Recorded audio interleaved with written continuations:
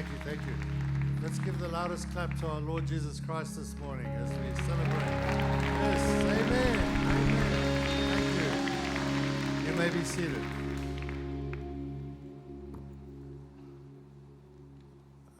I'm Big Mac. I've been married to the brain for 31 years.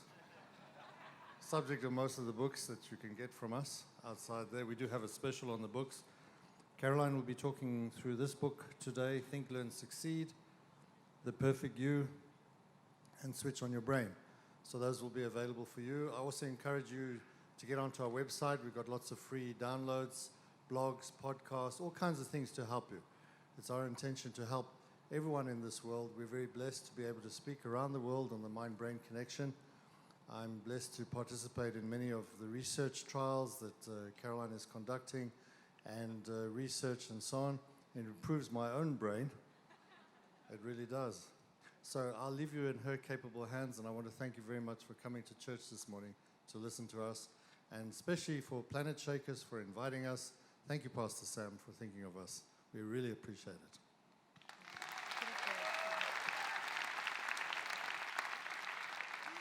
Good morning, everyone. I just want to honor Sam as well. She's just such a sweet person, and it's just lovely to know you, and it's a tremendous honor to be back. So can we just give her another? Such a kind, gentle, sweet person, really. Okay, so I'm a mind specialist, a cognitive neuroscientist, and I blend in science and spirituality. The girls have had a workout this weekend. Who was here this weekend? Great stuff. Okay, so for those of you that weren't here, I've studied the mind and how the mind and the brain interact, which means that the mind is not the brain. So just a quick background, you are not your brain. Okay, so here's a brain on the stage. Mind and brain are not the same thing. They are separate things. The mind works through the brain. So if you look at the slide that's up at the moment, you'll see that it says their mind is 99% and body is 1%. And what does that mean? The mind is your spirit soul part of you. It is the 99% eternal, infinite quantum part of you. And it connects obviously to the Spirit of God. So we're alive because we've got this connection. As Bishop Berkeley said 350 years ago, the only reason that we exist is because God is looking. So we are connected to God through this spiritual part of us. Now, I've tried to understand that from a scientific perspective. And science is a fantastic way of really getting to grips with the magnificence of God and the practical side of God, because it shows us how we as humans function and how this world that we live in functions, and all that's God's creation. So science is really a way of understanding creation. Science comes from the word skura, which means knowledge, and all knowledge comes from God. So your spiritual part of you, in science we talk about it being the non-physical part of you. And this non-physical, spiritual, spirit, soul, huge infinite thing works through your brain and your body. And your brain and your body collectively are the 1%, and they respond to the mind. So you use your brain and your body to express your spiritual nature, to store your memories, and to function in this world. So you can't say one is more important than the other. They're different and require different rules in terms of functioning and understanding, etc. But they work together, and that principle of them working together is called, in fancy words in science, interactive dualism. And what that essentially means is that you use your brain and your brain and your body respond to you. And I stress that, and I have researched this, and I've spent years in clinical practice, and I still do clinical trials, helping people to understand the impact of the mind on the body. Every thought that you are thinking is impacting your blood chemistry, your hormones, your cells, your DNA, everything about how you are functioning physically. And that then feeds back into your mind. So we set up this constant feedback loop. And this is why renewing of the mind is not something optional. It is an essential lifestyle skill. And over the weekend, we learned that if we don't renew our minds, which is basically mind management or mental hygiene, different ways of looking at it, you are literally going to die younger than you should and lead a life that is not as quality-filled as what it could be. We're not going to exhibit the glory of God like we should across this earth if we're not operating in a renewed mindset. So a renewing of the mind is a prayerfulness mindset, and from neuroscience we see that we are capable of connecting with the Spirit of God, accessing the wisdom of God every 10 seconds.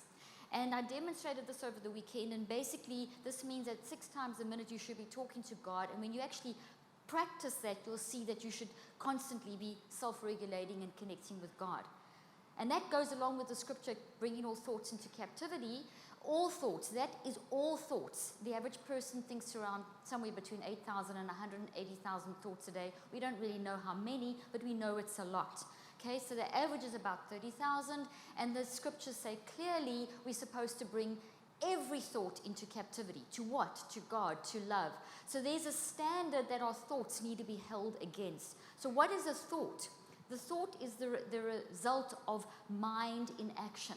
So your mind and your brain are separate. Your mind is a spiritual part of you. So what is mind?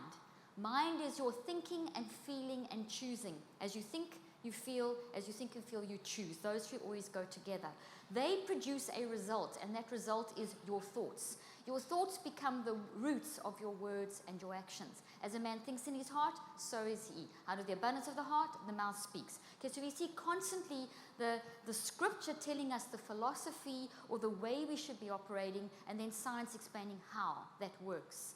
Okay, so that is pretty much what I have studied for 30 years, and what I've tried to, and what I did in my clinical practice for 25 years, and what I've put into my materials, and what I now teach around the world in every environment. I work in medical environment, I train physicians globally in this concept, because humans need to realize that if we don't control our mind, we become pretty horrible. Okay, and we can see that in the world around us. We dehumanizing ourselves a lot, and we need to bring that human element that Jesus talks about all the time, that Jesus demonstrated when Jesus was on this earth. So I want you to try and start understanding a complex process, and that's where the science comes in. So the first slide I'm going to show you is, that I showed over the weekend. It's a phenomenal slide. It's using QEEG technology. This is the technology I use in my clinical research. You can't read your thoughts, but it shows us that the brain is responding. This is pretty much what's happening in your brains at the moment. That firing is your thinking, feeling, choosing, mind, spiritual part of you, the 99% that produces thoughts moving through your brain in response to what you are hearing. Your brain is responding on an electrical, chemical level and genetic level, and you are building my words into physical structures in your brain that look like trees, hence the trees on the stage. Okay, so the mind and the brain are separate, and you direct your mind. And when you are directing your mind, it means that you are self-regulating. So directing your mind and self-regulating are renewing of the mind, are bringing all thoughts into captivity. And all thoughts, I would like to stress the word A-double-L, capitals, underline, bold, whatever, because it doesn't just say the thoughts you feel like bringing into captivity. You are supposed to bring every single thought that you think while you're awake into captivity to Christ Jesus, so that when you are sleeping, your brain can do the housekeeping that's required to prepare you for the next day, and your mind can prepare you for the next day. And this is one of the many reasons why we need to sleep. So if you're not bringing your thoughts into captivity, if you've got chaotic thoughts and intrusive thoughts and undisciplined thought life, you are going to have a lot of issues. Okay? But you can always change that, and this is the hope. This is why renewing of the mind is such an exciting thing, because you're not this victim. You're not a victim of your brain. You are a victor over and above your biology, which is so good to know. But we live in a world that tells you you're a victim of your biology. But that is not the truth. The truth is that you're a victor over and above your biology. Your default mode is being wired for love. We see that from science. You are designed and wired for love, joy, peace, patience, kindness, gentleness, faithfulness, and self-control. That is your default mode. Okay, so moving to the next slide, as you are thinking, feeling, and choosing, your brain starts changing. So you'll see these are the neurons. Some slides that I showed over the weekend, but they're really amazing. That pulsating that you see over there is your mind in action, which is your spiritual nature, which is your non-physical, 99%. If you were dead, there'd be no movement. But the fact that there's movement, that is this quantum energy you're generating. And when you are bringing the thoughts into captivity and you are renewing your mind, the energy that's going through there is healthy. And what you're seeing there growing are thoughts that you are growing. So your thinking, feeling, and choosing causes genetic expression, which then builds proteins, which are like little computers, and those then hold your thoughts or the information and the emotion of what you are responding to all day long. And they become these thoughts in your brain, and then those are the roots of your words and your actions. So you speak from what you build. And what you build is what you're thinking about. So if you don't direct your thinking, you build bad stuff, and you produce bad words and actions. And then you need to self-regulate to see, oopsie, I made a mistake. You celebrate that, you embrace that, and then that means that you're bringing it into the light. So you're not celebrating the fact that you made a wrong choice, you're celebrating the fact that you've actually become aware. Because awareness means you can change. Suppression means that you are hiding and it's a festering wound. So as I said all weekend, feeling begins the healing. Okay? So that is what Jesus demonstrated in the garden. We've got to face our stuff, move through our stuff. Now that is a summary of what I did this weekend. So now diving into the rest of today, I'm going to focus on helping you to understand how to make a good choice. Okay? And the importance of renewing your mind and bringing all thoughts into captivity. Remember, I wanted to say this to you. Mind isn't something that simply is. It is something that can be controlled. So mind isn't just this thing. Your mind is this gift from God. Your ability to think and feel and choose is phenomenal. You do not have a spirit of fear. You have a spirit of love, power, and soundness. So use your love, power, soundness to capture the thoughts and keep renewing in that direction. That's your default. So what we've got this default, but we're in life, and because God didn't make us robots, we need to keep remembering our default is one of love, power, and soundness. Our mind is not just something, it is something that we can actually control and direct. So when we talk about renewing the mind and bringing all thoughts into captivities and choosing life and not death, and do not fear and think on these things, what we are doing is we are saying that mind isn't something that simply is, it is something that can be controlled. You control your mind, God doesn't control your mind. That is, you're not a robot. That is the beauty of the gift of God's love for us. God made you a free thinking, decision-making, free will human being. So you control what you think about, but obviously think about life and not death. I lay before you life and death, blessing and cursing. You know the scripture. Choose life. You have to choose. God doesn't come here and force you to choose. God calls you, but you choose to step in. Love zone, fear zone, okay? So it is your mind is something that can be controlled and pointed in a desired direction. Not that direction, not the fear zone, in the love zone. This is where the wisdom resides, where the wisdom exists in ingredient form, which we'll learn about in a moment. This is renewing of the mind. This is mind management. You can point your mind in the direction that you want to point it. Isn't that nice to know? Isn't it nice to know you're not just dancing to your DNA, as Dawkins says? You have this beautiful power, but we live in a world that has stripped you of that awareness. So you come to church and you learn about this incredible mind that you have, and then you go into the world that tells you you don't have a mind. You're just a robot. You're a free will. And all the philosophy of religion and in education and science and universities is peppered with this philosophy of you just a biological robot without choice. And you're not even aware that you're immersed in that. And that's why I'm trying to make you aware, so that you can see the wrong thinking that you can so easily get sucked into on a day-to-day basis when you're out there outside of the church environment. And that is why I emphasize so much living a life of prayerfulness, of practicing deliberately and intentionally self-regulating every 10 seconds, so that you can become much wiser and discerning in how you are perceiving events, because how you're perceiving events totally affects how you are functioning. Okay, so let's have a look at the next slide. To help, when I work with my patients, one of the things that really struck me was to try and get them to renew their minds and then deal with whatever emotional traumas or learning disabilities or dementia, autism, traumatic brain injury. I work with a variety of different things in my practice. And I found that one of the first things that I needed to do was to help them re-identify with their love identity. And that is vital, because who you are is very different to what the world tells you you are. And over the generations and over the years, and as cultures change and as influences change and as there's different sort of trends, those tend to shape us. unless we decide that we would rather be shaped by God. That is a choice that you make. So you've got to be very careful that you're not being shaped by the current trends. For example, what's very popular in the current climate is the culture of happiness, creating happiness. You've got to always be happy. If you're sad, there's something wrong with you. You're ill, you're sick. If you're anxious, there's something wrong with you. And that's not correct, because part of finding yourself is also going through the pain, like Jesus went through the pain in the garden. We have that demonstrated. You have to go through the suffering to understand the good stuff. If you're always just trying to seek after happiness, you suppress the stuff that is part of what you are going through, part of your story, and that causes a lot of festering inside of you and a lot of conflict. Okay, so we've got to understand our identity.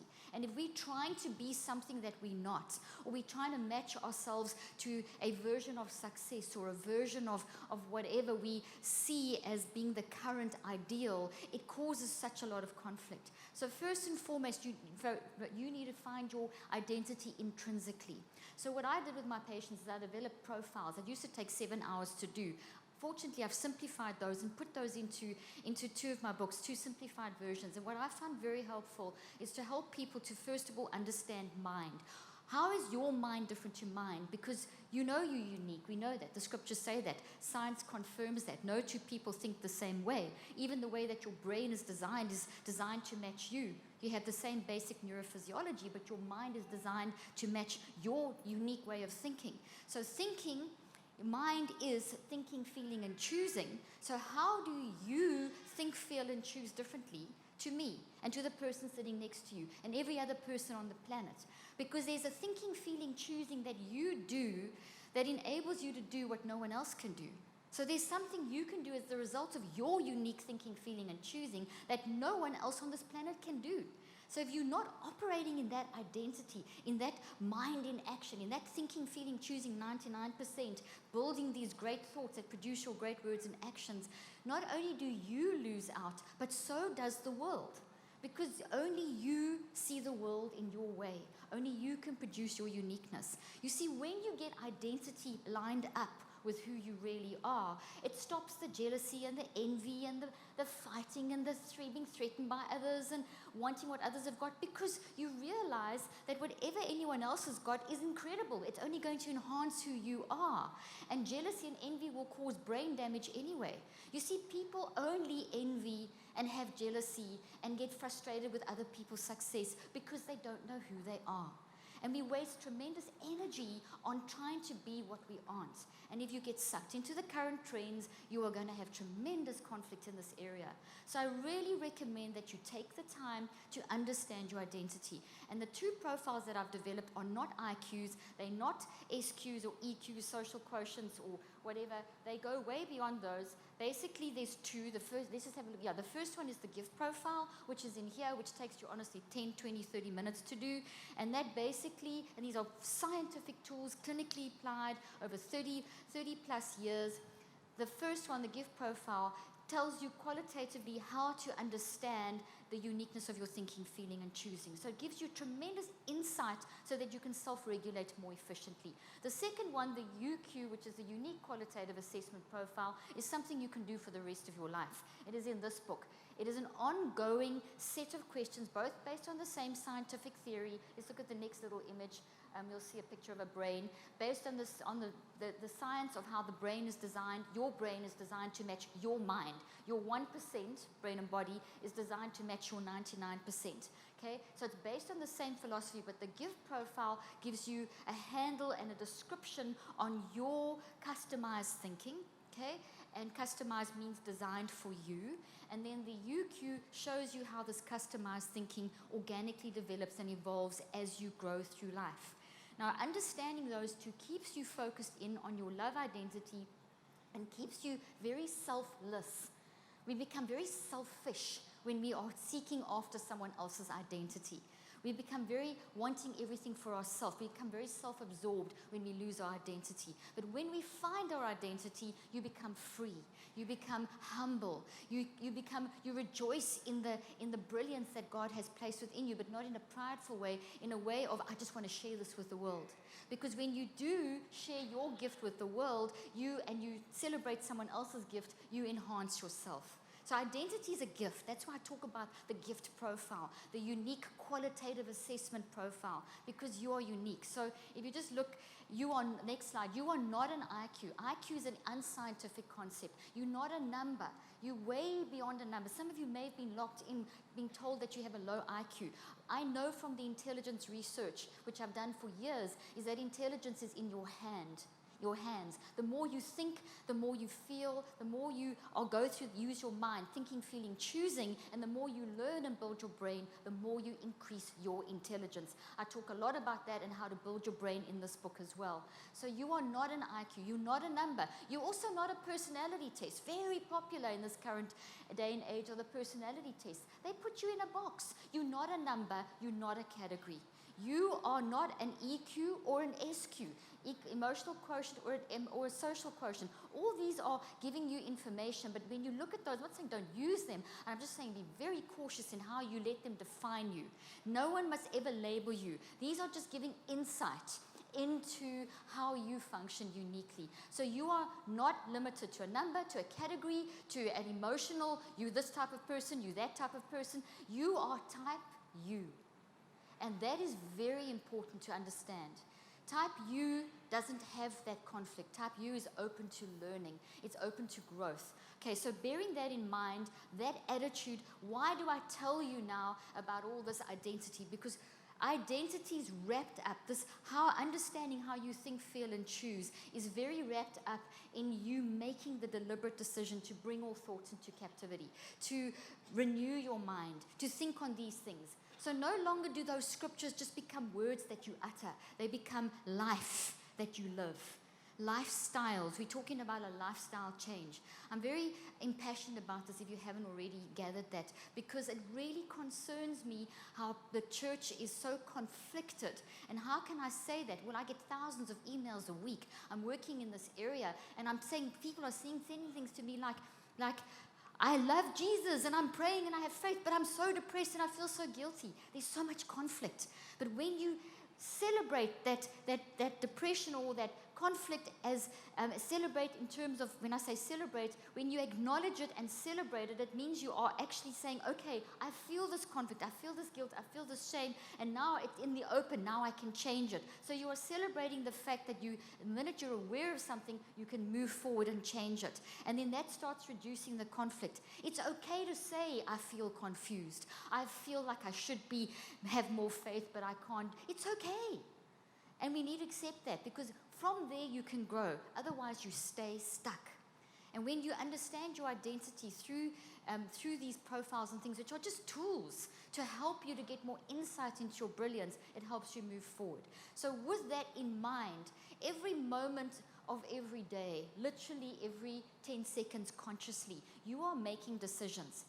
On a subconscious level, which is between non-consciousness and consciousness, you are making these decisions 40 times a second.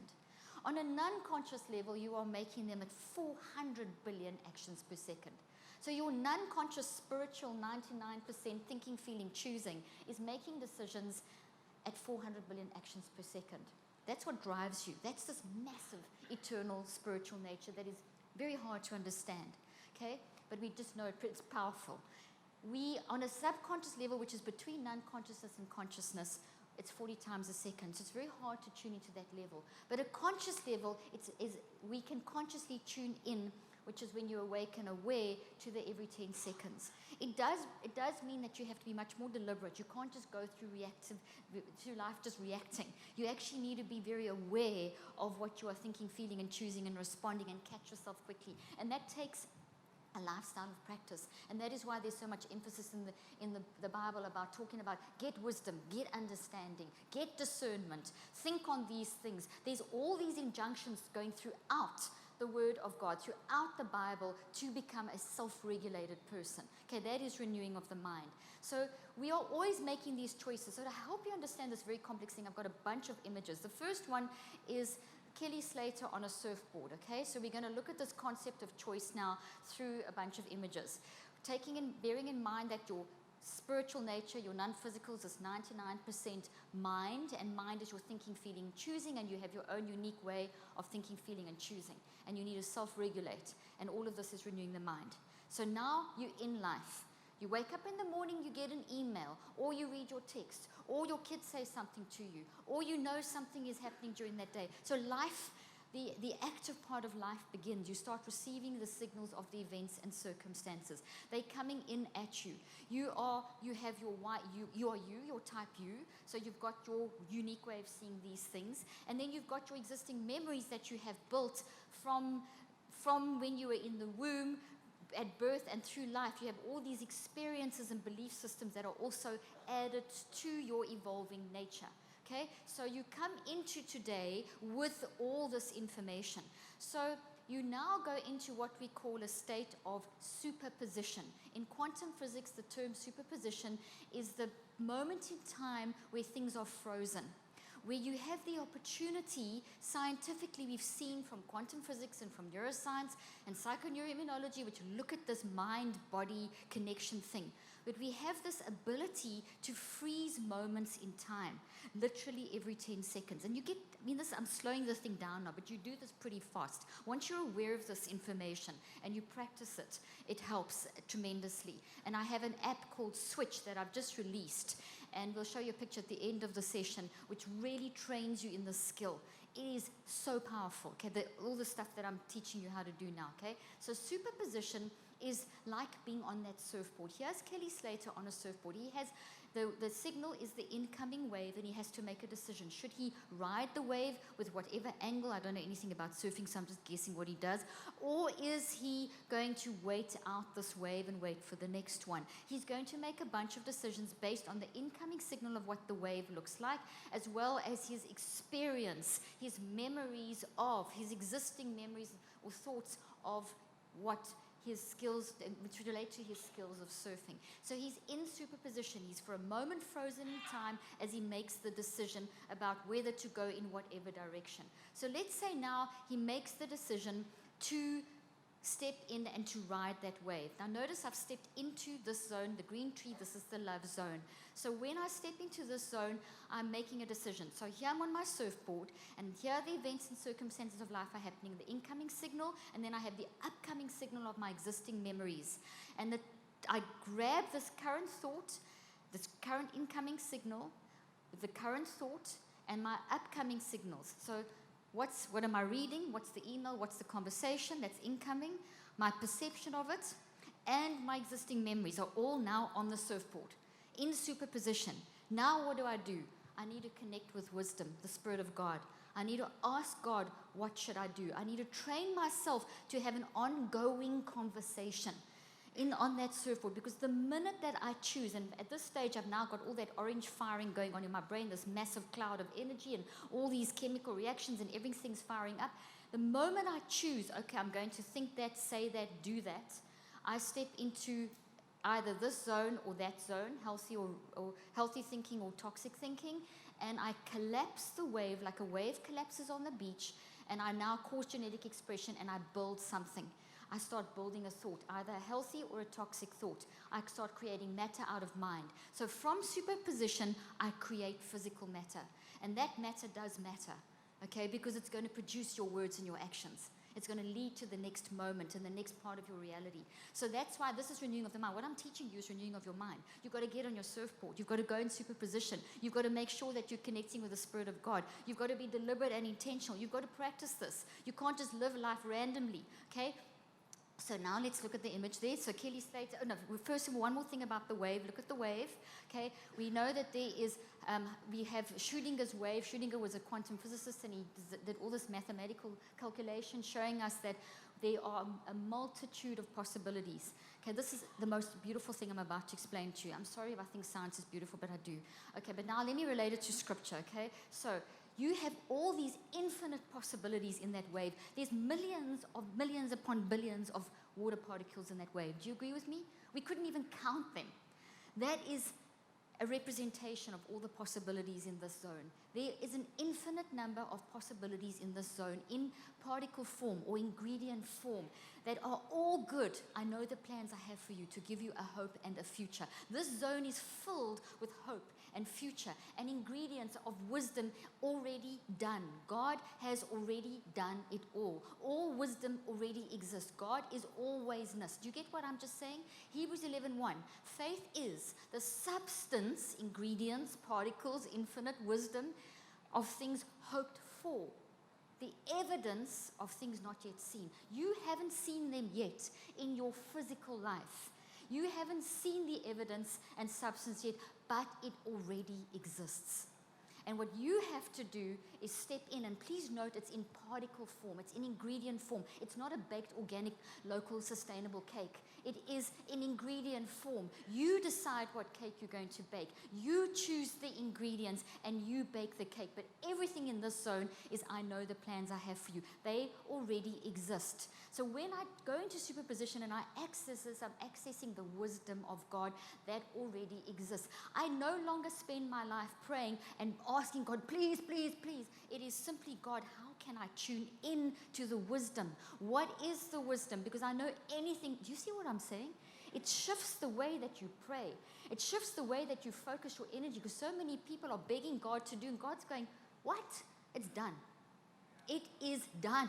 So substance and evidence exists. Faith is the substance of things hoped for. Evidence, substance, evidence is stuff, ladies and gentlemen. It's done. God is alwaysness. God is not bound by the present and the past. God created time.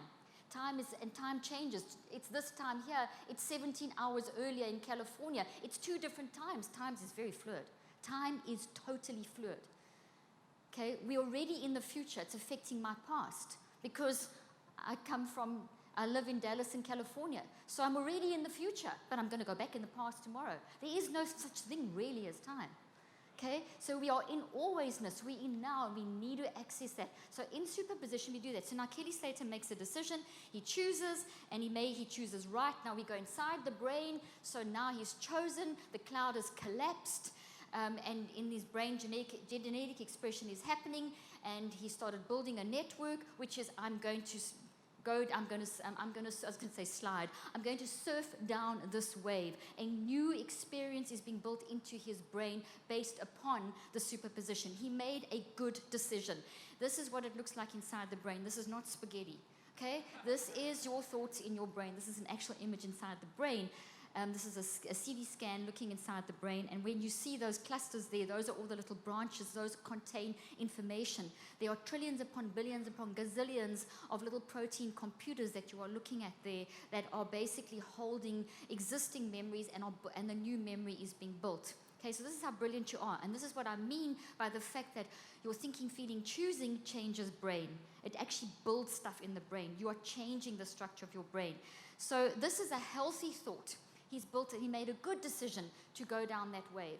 You made a good decision to be calm in that situation. You made a good decision not to get too worked up about that. You made a good decision to forgive, to start the process of forgiveness, whatever it may be in your life. Okay, so that is a healthy thought. Now let's go back onto this, and let's look at the next slide. These are very complex things. If you look at this tree is representing a thought, and there's branches on this tree. The leaves are like our emotions. The branches contain the information. There's your visual analogy, okay? So if I go inside these branches, I find these little tube things that you see up there called microtubules. And you'll see they're made of little beads. And those beads are a special type of protein called tubulin. And each of those little beads is a computer, a quantum neurobiological supercomputer. You have millions of these. In fact, you actually make them as you are thinking. So as you're listening to me now, as you're in superposition, as you make choices, you make these computers. You physically make them to hold the information, and the information is vibrating at a certain frequency inside those little computers.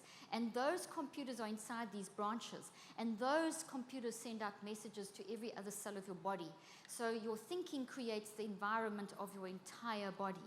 This is the mind-brain connection. This is the spirit-soul-body connection that I'm talking about. Okay, so if you're making a good decision, the thing is rolled up. So the bottom one is going to be a healthy-looking microtubule. If you make a wrong decision, it starts exploding and falling apart, and that eventually leads to dementias, to breakdowns, to physical breakdowns, to emotional breakdowns. Fortunately, the minute you capture your thoughts, renew your mind, deliberately and intentionally go through the process, and it does take time. It takes 21 cycles of 21 days. This is what I put into my Switch app.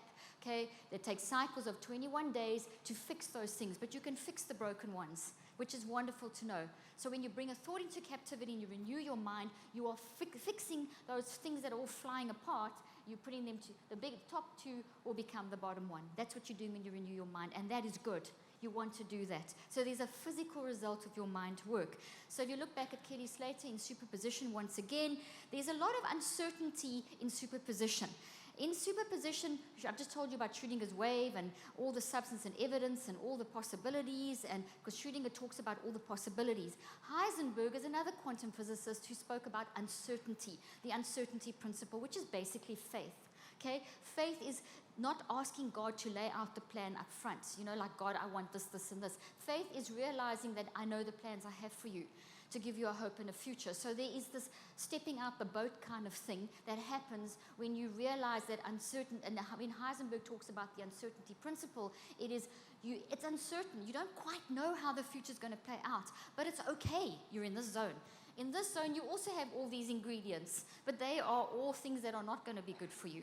And we know that too, because it's either going to be health or not health. Okay, toxic or love. So there's also uncertainty here, but this is an uncertainty I personally would rather not entertain in my life, because we know it's all bad. I'd rather entertain these possibilities. So when I'm in superposition, there's a level of uncertainty, and we need to embrace the uncertainty. Ladies and gentlemen, let me say that again. Stop telling God what to do and giving him a shopping list, giving God a shopping list. Embrace the uncertainty. When you're in love and in your identity, the uncertainty becomes very, very exciting. It opens you up to possibilities. In the next service, I'm going to talk about mindsets and explain this concept in a lot more details through how to use the correct mindsets to entertain these possibilities, okay? So now let's say Kelly Slater makes the wrong decision. He decides, I don't think I'm going to do, that doesn't look like such a great wave, so I'm going to actually I'm going to sit back and wait. And he had by the way, on this particular day, in this particular photograph, he had his GoPro attached to his surfboard. So what was in the wave? Okay, so I just got a more visual image. I don't think it was, that wasn't the actual shark in the wave, but there was a shark in the wave. So if he had chosen to not ride the wave that day, if he had made the wrong decision, and had fallen back into the wave, there's a chance he would have been attacked by that shark that was in the wave. So I use this as an analogy that when we make wrong decisions, we cause damage. We land up in the jaws of the enemy, literally. And the enemy is defeated, so we don't blame the enemy because we got there ourselves. No one pulled you there. Okay? We make bad decisions in two ways. Number one, trauma, involuntary. Trauma is involuntary. We go through traumatic experiences, some worse than others, but all of us have traumatic experiences of one sort in our lives and to certain extremes. And this influences, if we do not deal with our traumas, it will influence our decision-making ability. And we will stay broken and chewed up. Okay, so it's very important that we deal with our traumas, process, and everything I was speaking about over the weekend, which is also what I teach in my materials and my app, the Switch app, okay? So which walks you through the process. The other category is your voluntary decisions. Choosing to get irritated, choosing to get frustrated, choosing to get jealous. No one forces you to do that. So category A is voluntary, category B is involuntary. They're both toxic. Both of them will land you up in this zone where you make a mess in your brain. Neurochemical chaos and brain damage will result. And this is why we have to capture these thoughts. The minute we are aware of them, they become weakened. When they become weakened, we can change them. This is capturing the thought into superposition and renewing our mind. Okay, are you getting this? Okay, so almost done. Okay, so when you step into the jaws of the enemy, look what we do inside of our brain. That's not a black hole. That is, I took some artistic license there. When when you make the wrong decisions, the proteins actually, from genetic expression, the proteins fold incorrectly and you have the wrong kind of energy flowing. So this energy over there around those, and even the shape of the memory, it looks different. So toxic thoughts look different. So when we capture that thought and we renew our minds, we change it. So this is what it looks like versus the one I showed you earlier on, okay? And then that's what it looks like, the broken up ones, but we can always change it back to the healthy ones underneath. So, in closing, the consciousness of your mind, your awareness, conscious awareness, okay, is becoming the cells of the matter of your brain. Your conscious awareness, what you are thinking, feeling, and choosing, is becoming the structures in your brain, which become the roots of your words and your actions. With each thought that you think, as you deliberately direct your attention through self-regulation, which is renewing the mind, bringing your thoughts to captivity, you are signaling your brain to make new connections, to reconceptualize and redesign. Use this power deliberately. Matt, can you just please bring up the slide of the switch on your brain, the switch app, please? Use this power deliberately. So use your love, power, and your sound mind deliberately, rather than allowing random thoughts to flow through your mind. When I say use your thoughts deliberately, think of Kelly Slater on the slide, on the surfboard. Think of the jaws of the enemy. Get that visual in your mind, and that's how you can help to train yourself to become much more deliberate about renewing your mind. Thank you so much for listening to me today, and I hope to see you in the next session, and you can change your mind.